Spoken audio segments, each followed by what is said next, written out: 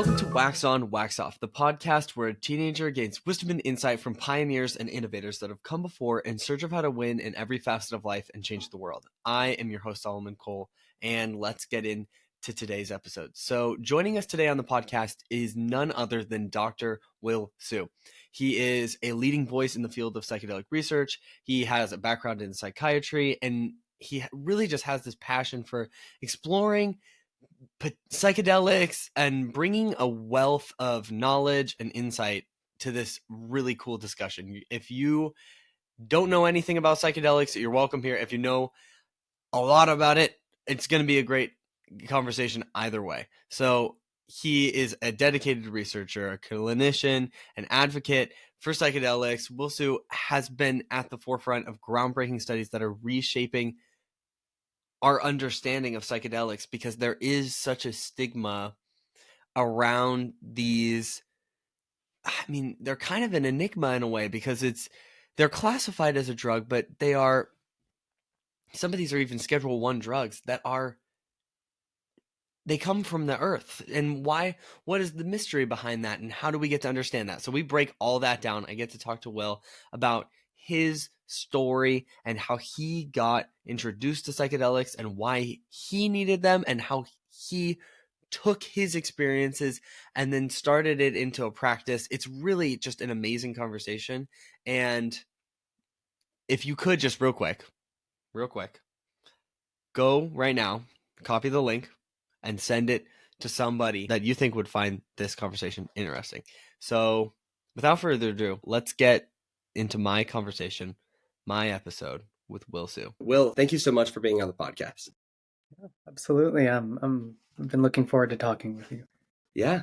So starting off, for people who don't know you, what do you do and why do you do it? I guess by profession, I'm a psychiatrist. So I went to medical school. I'm a medical doctor. I also went to grad school. I got a PhD in immunology. So we sort of refer to them as physician scientists in the medical field. But yeah, I don't do science per se anymore. I'm not at a university. I'm in private practice in upstate New York. I have an office in Beacon, New York, which is about a couple hours north of New York City. Yeah, so I work with people. We may get into more of how I work with people. My approach, my style, probably psychedelics, I imagine. Yeah. And yeah, I do teaching about sort of healing work, especially around psychedelics. I teach doctors and psychologists about that.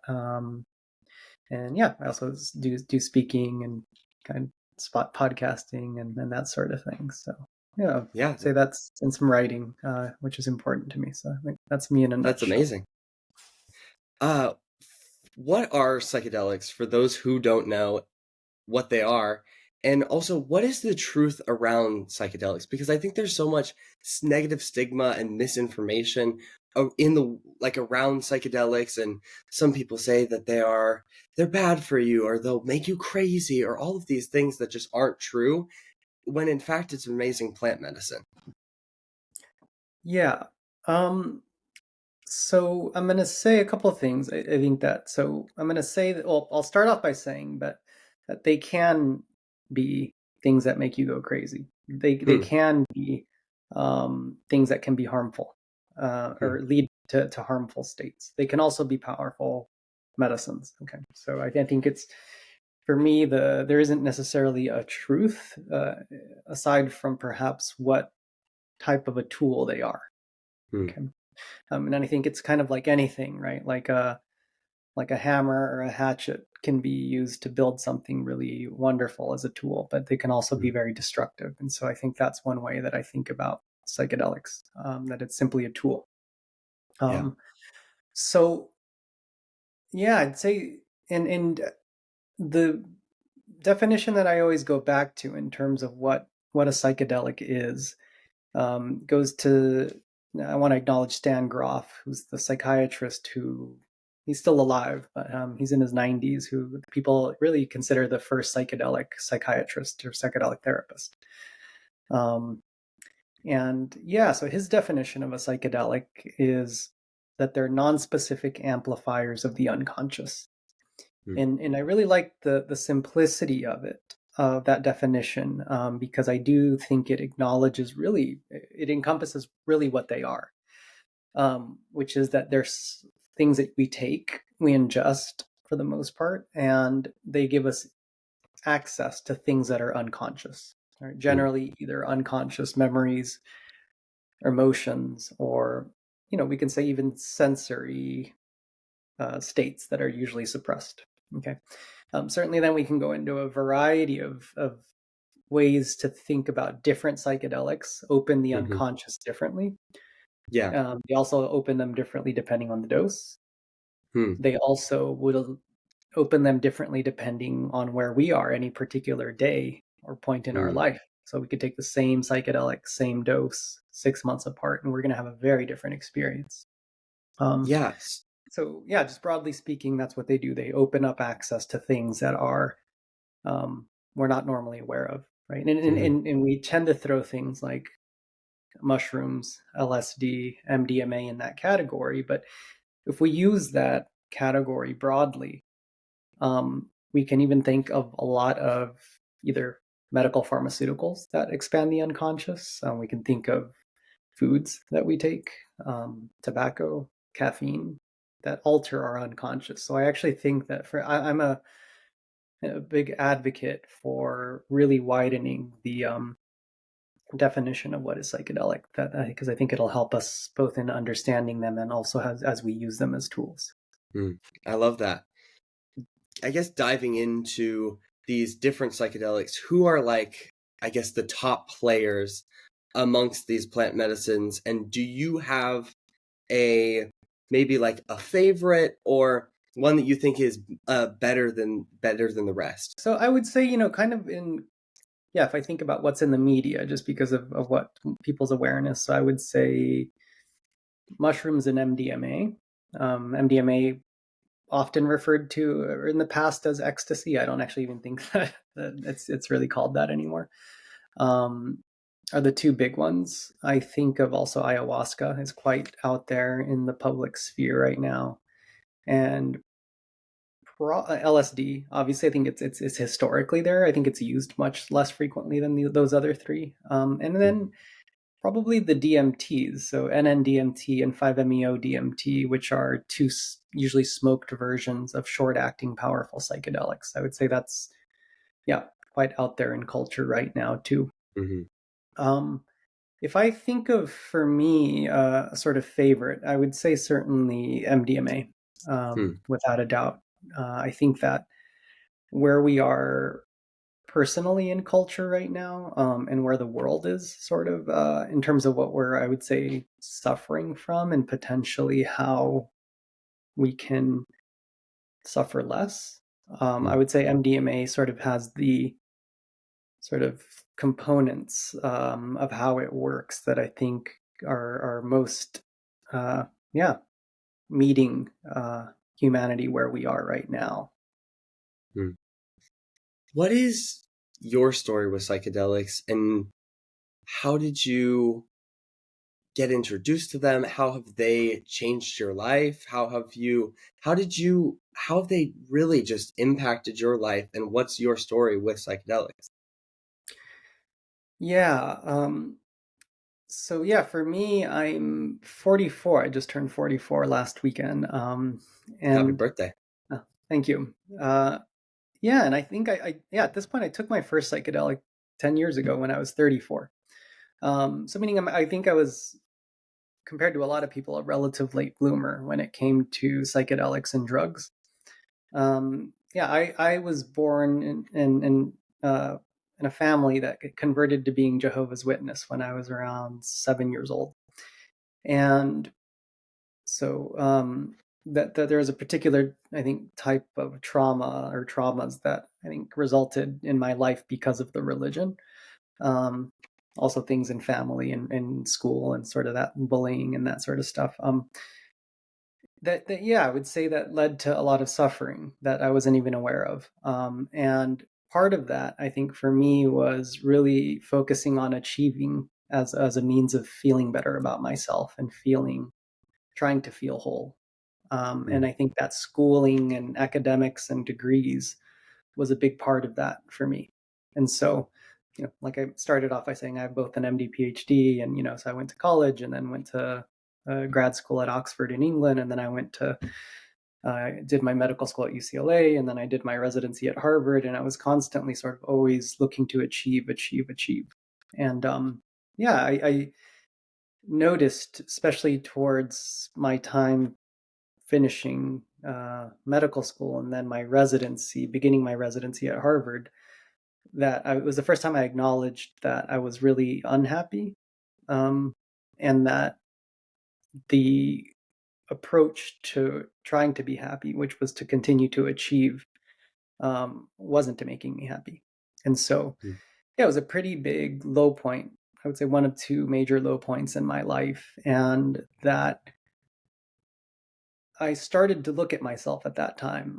First, just in traditional therapy, and yeah, through that, around the same time, I would say that I had a childhood friend as I really started, and I was in quite a lot of pain. I mean, I was depressed and suicidal at the time, and yeah, a childhood friend at that time who lived across the country. We'd known each other since like 9 years old, and he also hadn't been exposed to drugs earlier in life.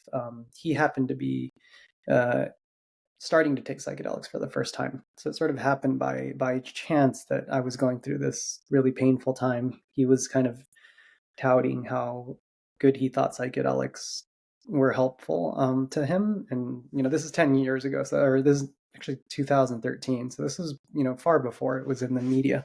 Real quick, guys, if you could think about how you found out about this podcast, somebody probably told you about it or shared it on Instagram or something like that. The only way that this podcast grows is through word of mouth. I don't run ads. I don't sell anything. I don't do anything like that. And so my only ask is that you continue to pay it forward to whoever showed you this podcast, and then you do the exact same thing. So if it was a review or if it's a post or if it's joining the Patreon, if you would do that, that would mean the world to me. And you're going to be responsible for adding value to someone's life and helping someone grow. And so, yeah, I think it was him sort of talking to me about this. And eventually I was in so much pain that I was kind of like, fuck it. Like I'll try these because I really felt like I had nothing left to live for and nothing to lose. So I eventually tried a psychedelic. My first one was DMT. And certainly it's not sort of some story that healed me overnight, or that it let go of some huge thing, but it was enough of a powerful experience to yeah, give me hope and to see a window that things could be different. um and that sort of, I would say that my journey since then has continued. I've taken lots of psychedelics, and yeah, got trained to administer them, and have become a more and more experienced therapist myself during that time. So the work continues, but it was really a time where I started seeing that there was a way out, Hmm. potentially. Yeah. Number one, I just want to say your story is really inspiring, and it's amazing how I feel like people naturally will, when they're in a dark place, a light will come that will help them out of that place. And I really love that. I want to ask you next, what are the benefits of psychedelics? And you talked about DMT, you talked about psilocybin. What are the benefits of these different psychedelics? What are the pros and the cons, I guess? Yeah. So I would say that in a way, they give us access to unconscious memories and emotions. So I think they put us in touch with parts of ourselves that are not sort of in our immediate awareness most of the time, day to day. And in that way, I would say that, or it also makes some of the things that we're going through in life in a particular time apparent to us. So in many ways, what I'm saying is it can be a mirror of what has happened to us, but also a mirror of what's happening to us. Hmm. And I would say that in doing that, it allows us the opportunity to then sort of renegotiate how we want to relate to people, other people. It can let us renegotiate how we relate to ourselves. I think, which are obviously those two things are related, or how to relate to circumstances that are happening in life. Major circumstances, changes, which often involve other people, of course, but work and sort of meaning, calling, that sort of a thing. And so again, they mirror, and then it gives the opportunity for, I would say, reflection and change in the choices that we're making. And I want to emphasize, it simply gives us an opportunity, right? It doesn't do the changing for us. They can be and there's other ways, right, that we can open up mirrors to ourselves, right? There's meditation, there's journaling, there's endless ways that we can look within ourselves. So it's one of many tools, but I would say in some ways it's the most consistently powerful tool, right? Like very few other times with meditation, you can get into places we often get distracted by things. We can go on some sort of yoga meditation, or men's retreat, women's retreats, etc., yoga retreats. But it's pretty consistent that if you take a certain amount of MDMA or a certain amount of mushrooms, that you will have a powerful experience, right? So which again has its upsides and downsides potentially. So. Because you talk about these different outlets of kind of looking inside of us and reflecting, are psychedelics a thing that is for everyone, or are there some people where like this is not going to be a part of their journey? I do think that probably for some people it's not going to be a part of their journey. I think it could be for most everyone. I do, so there's part of me, if when I say it could be, but it doesn't have to be, is to acknowledge, I think there's plenty of ways to do healing, transformation work, to explore and how we want to get more out of our lives. That is totally doable without psychedelics. I don't think psychedelics do anything for us that we can't do otherwise. I do feel that also that there are, some people that are, depending what they're struggling from at any particular time in their life. Some of it could be medical, so there's some medical contraindications to taking psychedelics. I would say that, if you read the literature out there, people will say that, there's mental health conditions that are, that would mean that you should not take psychedelics. And I think that most of what that people are referring to will with time and training of the therapists and skilled therapists, but also community changes in our communities that will show that eventually we can probably help most everyone, most every type of suffering, including things like schizophrenia. There is some studies right now being prepared that do look at psychedelics in treating forms of psychosis, for instance. So, or if we think about suicidality, that might be another place where we should say, oh, okay, well, people that suffer from this type of personality disorder, often borderline personality gets thrown out there, suicidality, shouldn't take psychedelics. And I would say it's more assessing, can we support the person during and after, depending how painful or what comes up for them in the psychedelic experience is, or based on their coping strategies and how they can be supported, because there's different forms of coping with pain. We all cope. Some people have some forms that can be more immediately harmful. And so I would say that again, and there's nothing, that's not judging that one way is better than another, but that, do we have in place the ability to support someone through when things may get more stirred up and painful, given their lives and where they are, inner and outer. Yeah. Huh. That's amazing. At least maybe this is just my feed, but I see a lot on social media and podcasts. There's this huge push for people doing psychedelic mushrooms but more specifically, microdosing. What do you think about microdosing? And for those who don't know what that is, could you give a brief explanation of that? And then kind of what is the better route for microdosing to these like macrodosing hero journey kind of thing? Yeah, so I don't think that there's a better route. I just think they're Okay. different, right? So if we go Yeah. back to that definition, psychedelics are non-specific amplifiers of the unconscious, right? They give us Mm-hmm. experience to be able to mirror ourselves and make changes in our lives. So Mm-hmm. microdosing still fits that definition, but at a lower dose, it's going to do it less intensely and for a shorter Mm-hmm. period of time. Yeah. And so I think that, um, you know, much of what's out there around microdosing right now says, oh, follow these protocols, take, X amount of, mushrooms or ground mushrooms and, take it every third day or take it 2 days on, 3 days off, or 3 days on, 1 day off, whatever.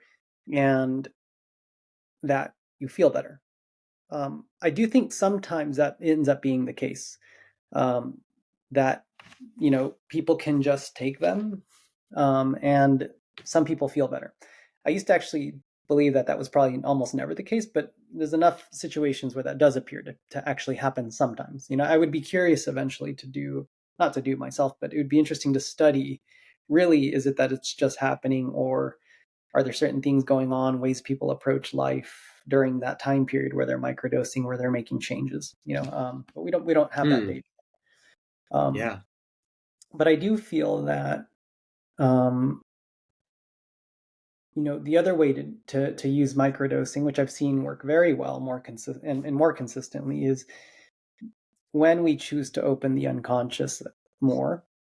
Do we use that time period while we're microdosing, um, sort of with intention in mind or goals in mind? Like, sometimes my clients will come in who, have a difficult time getting in touch with their emotions. We a lot of people, most people these days are disconnected from their full emotions. They're shut Mm-hmm. down or dissociated, we can say. Um, and accessing those emotions is important for doing healing work, right? And so, yeah, we can talk about what's happening to us or what's happened to us, but doing the somatic work is also important. Mm-hmm. And so, for instance, sometimes people, not to any fault of their own, just have had so much happen to them where they're just very far away from the feelings, or Mm-hmm. sometimes they're closer to it. People, I've had some people that for some time stay teary-eyed but are not able to sort of get into just letting themselves cry. And I Yeah. think that, for instance, some clients that I've seen like that choose to then microdose and then come in to have sessions with me. So in a way, they're pairing the opening up of themselves to a situation where there's an opportunity for more authenticity or closeness, right? Mm-hmm. Or say other folks have used microdosing and got into uh, times where they will go to a yoga class or go into meditation. And so I think that in some ways, I think combining microdosing with something that a process that's already sort of helpful, and that could be even just taking walks in nature, going out and doing something fun, that it can help Mm-hmm. us be more in tune with whatever activities that we're choosing to be a part of. Hmm.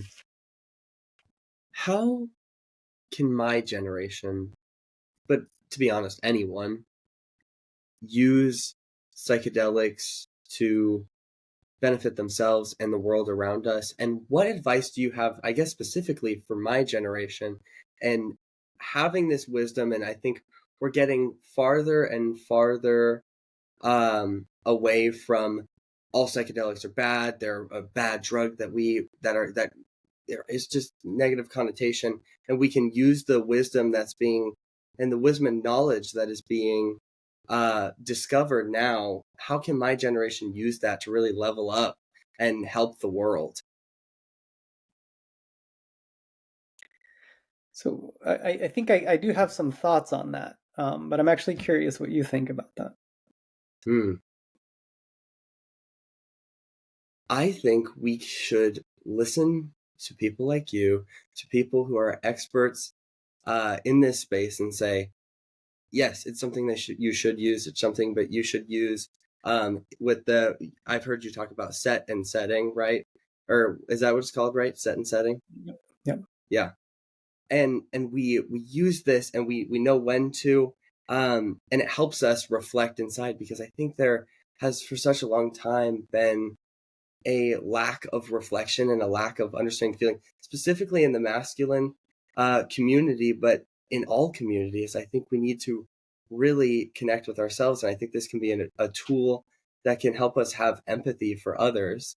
And I think through that empathy, we can heal the divide that's going on in our world. Mm. Okay, and I'm curious because you mentioned your generation, which you understand and have experience with much more than I do, and I Mm-hmm. like the way you ended that, and I would agree with you. But so, what are the divides as you kind of experience? I mean, you don't have to necessarily speak for your whole generation, but just like, Mm-hmm. well, yeah, the divides that you see that Mm-hmm. that you're curious about potentially bridging. Yeah, me and my dad always talk about this, how the world has a lack of neuroplasticity.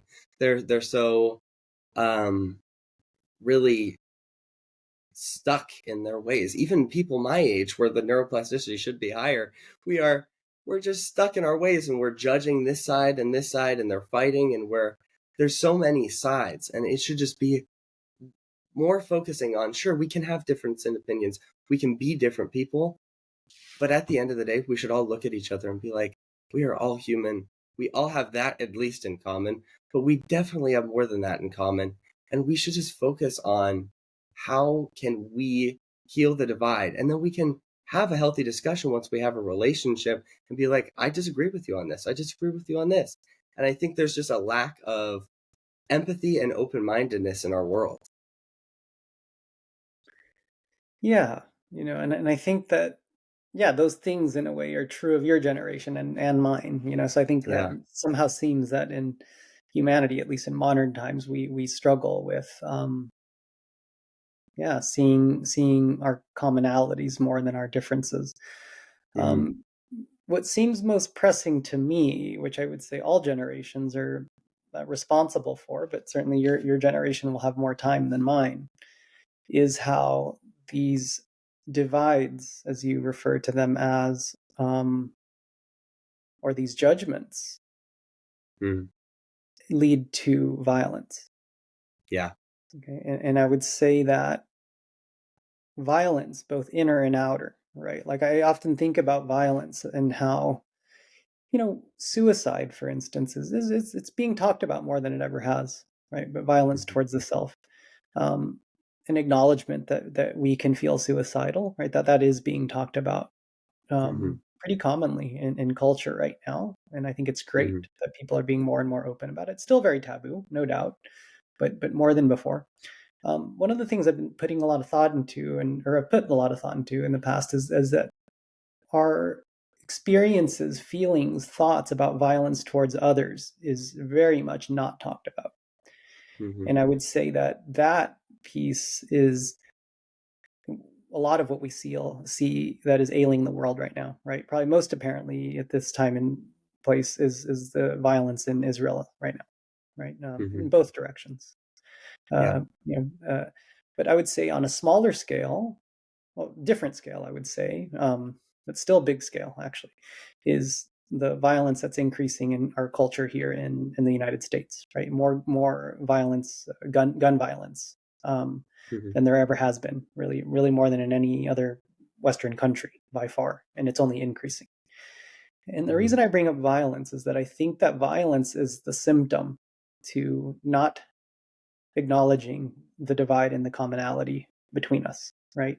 And Mm-hmm. it's in some ways like looking at trying to destroy either the other in the form of external violence, or ourselves with suicide, right? And suicide also in the Western world is higher than it's ever been. And so I think that, and I bring both of these up because I think that it is important and helpful to be trying to acknowledge and change the violence that we see in front of ourselves, meaning I would say that, people are putting in word about Israel, and I think that's important. Though I also think it's probably more important, especially on social media, and to try to acknowledge and engage the violence that is more immediately around us, and that can Yeah. be physical violence again, or like literal violence, or more commonly thought of ways of violence. But I would say even more important is the violence in our immediate community, in our friends, in our families, in our workplaces, in our immediate, Hmm. and I'm going to say, because those are much more challenging to us personally, much more scary than just posting something of my view or on Israel and Palestine, right? But to say Yeah. walk into our workplace and say, in a way that's trying to cross the divide, hey, this is happening. I want to speak up about this. Or I'd say even more important would be to say, this is how I am being violent. I've acknowledged that this is the way I'm contributing to this. Again, in our Yeah. workplaces, in our families, right? We probably all have ways we can think about in terms of our families, maybe extended families, people that don't speak to each other, that haven't talked to each other for a long time. Hmm. And I would say this would give us the opportunity to actually do something about this divide in a way, because I see, for instance, what's happening in Israel and Palestine, or we can talk about a number of other countries that are not getting the same news right now. That in a way, these can be thought of as symptoms of the entire quilt of humanity, Yeah. but that we each have our corners of that quilt, and it may be magnitude separated from the news things that we're following, but that our dealing with our part of the quilt, I think, is the most impactful. Hmm. And I might actually say probably the large scale, the only way to actually deal with the bigger problem. Because I would say that, Yeah. if I know I'm going on a bit of a tangent right now, but that really I what we're love it. seeing is a symptom. And so the solution, I think, is going to come as we acknowledge the violence within ourselves, in our Hmm. communities. And I'm going to say, I'm going to emphasize the violence within ourselves. Yeah. Again, much easier to donate or to agree or like this or that post, but it's much more difficult to say, this is how I am contributing to separation and divide in my everyday life. And I think that is eventually what will make kind of lasting change in the world. Um, Hmm.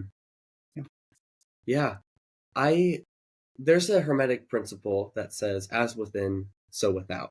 And I think that's what you're speaking to, is this judgment or violence we have within ourselves starts not only just being within ourselves, but it spills out of us into the world around us, and it spills out into our friendships, into our workplace. And it might not even be us, it might be people fighting.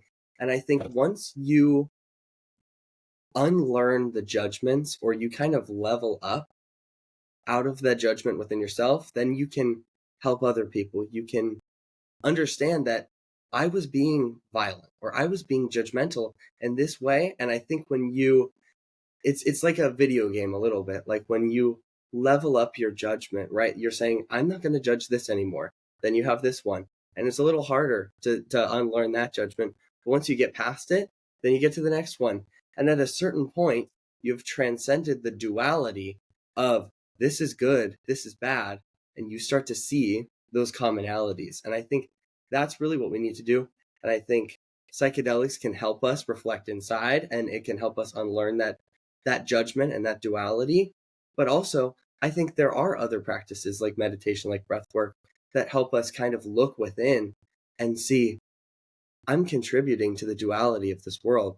And you awake or become enlightened, and you are able to really help the world, because that's what we need, is to transcend duality and just say this is a toxic cycle that we shouldn't be in anymore. Yeah, I mean, I agree with that, what you say, except, maybe to the part where it says that we can, what you're referring to when you say we can transcend duality. I don't Hmm. know if we can transcend it while still being a human. In Hmm. some ways, I feel that, if we go off to the a bit more of the philosophical part, is that, to me, I think part of being human is to experience the duality and to transcend through layers of duality that are in our way. But I don't think that we end up transcending duality as a whole or becoming enlightened. I think Yeah. we can become more, if we want to use, I don't love that word in general, but we can say we can become more enlightened or more aware or see less divide. We can see more commonality. But I do think that I have not at least met someone or heard of someone who I've read into, meaning even authors that wear robes and all this that people would consider enlightened. When you dig in, even Osho, who was thrown in that bucket, and we end up finding out later that the ways that he, people that do struggle, did Yeah. struggle in their lives or are struggling, and in some ways, I feel like, there's probably one person who I think I've met that's gotten very close to that, and I still realize that for myself, probably even acknowledging that I feel like I've met one person that's close to what I've thought of as an enlightened is probably still me having blind spots, because I sense that that person does have blind spots, and that person actually, I've talked to him about this and is like, acknowledges that no, I'm not. So, but when I say that, it is that it's close, is that the person's done a lot of work on themselves tremendously, Mhm. and is doing tremendous things in the world right now, really Yeah. really impactful things. And I would say that one of the things that and there's many others that I think are doing incredibly, that have done incredible, again, work on themselves to transcend what we're talking about, duality and divide. And I would say it happens to be that the folks that I'm referring to are the ones that least talk about all the work that they've done and the duality that they've transcended. They're actually, they don't even speak that way, Yeah. or point to others, and it's more like the way they carry themselves in their personal lives and their work in some ways demonstrates what it's, in a way they're demonstrating the commonality and the connection, not telling people about it. And it's a Yeah. little nuanced, but I'm not sure if that makes sense, right? They're embodying the humanity instead of telling people about the humanity. Yeah. Yeah. They're being the change that they want to see in the world. And Yeah. I think that's the best way to live life, is to be what you want to be. You don't need to tell people. They'll see by your actions. Actions speak louder than words, for sure. Yeah. Yeah. Hey guys, I just wanted to let you know something real quick. Creating these episodes isn't a one-person mission, it's a collective adventure, and we want you to join the Wax On, Wax Off family on our quest for wisdom. If you want to support me and become a part of the family, you can join our Patreon. Also, you aren't just supporting the podcast, you're going to be getting access to exclusive content, early access to episodes, and so much more. Become a patron now at patreon.com/waxonwaxoffpodcast. Your support fuels the flame of wisdom and helps us continue this enlightening journey together. Join us on Patreon at patreon.com/waxonwaxoffpodcast. Again, patreon.com/waxonwaxoffpodcast. Thank you for being a part of the Wax On Wax Off family. Your support means the world. Now back to the episode. How do you define success?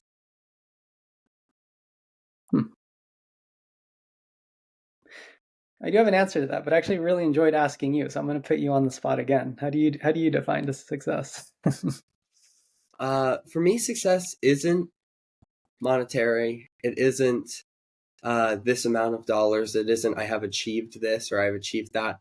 It's more of a linear path, and that path, and it has a couple things that it consists of. Is success to me is doing something that I love, surrounded by people that I love. It's really simple, and that's multiple things. That could be my podcast. That could be working out. That could be whatever. That's success to me. Is if I go to bed and I'm thinking I improved 1% today, that's all I need. And there's some days that I don't improve 1%. I heard a quote by, I think it's Jim Quick. He said, if you only do 40%, like out of 100, out of your 100%, you only achieve 40% that day, but you only had 40% in the tank, you did 100%. And I think people sometimes can have a lot of shame surrounding, I wasn't successful enough today, or wasn't productive enough for today, and I didn't do enough. And if you only have 30% in the tank and you do 30%, that's a really good day. You gave 100%. You gave what you could give that day. You don't have to push yourself. It's understanding that there's both the rest and the work. Yeah. Anyway. I like that. Yeah. Yeah, So onto your definition. Yeah, no, and I think it echoes sort of mine. Even I would word it different, but I think we're sort of saying the same thing, which I would say that success to me is in the freedom we have in our expression and creativity.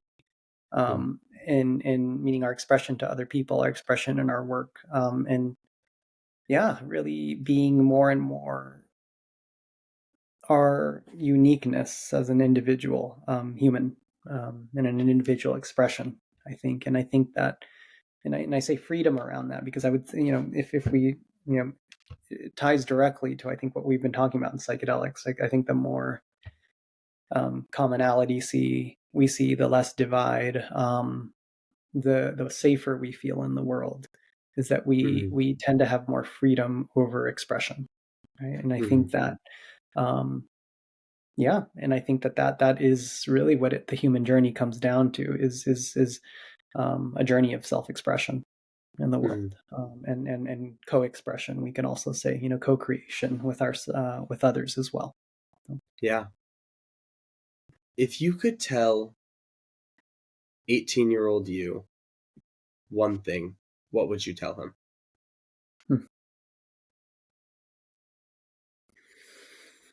Wow.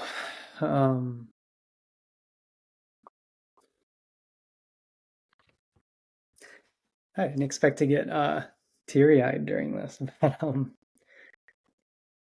yeah, I think it's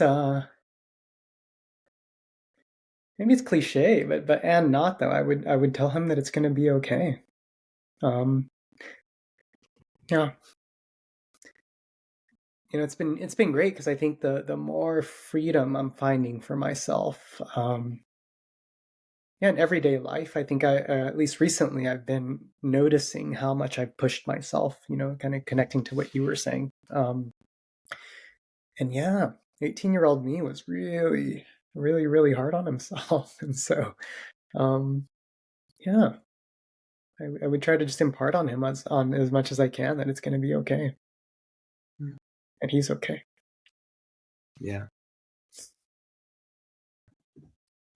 Yeah, I love I that. appreciate the question. And I needed to hear that too, because I think not just me, but there are so many people out there who they feel like they can work themselves to feeling whole or work themselves to feeling loved. And I think it takes seeing someone who's down the path, who is more than just okay, and saying that it will be all right. Everything is going to be all right. Yeah. Yeah. Thank you so much for being on the podcast and for giving us your time. For people who are passionate about you and after listening to this podcast want to find out more about you, where do you want to send people, and where do you want people to go to find out more about you?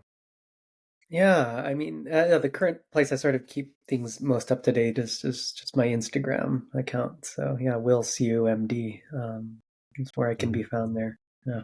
Awesome. And the link for that will be in the bio. Will, thank you so much for being on. Seriously, this has been an amazing conversation, and I think we have changed people's worlds for sure.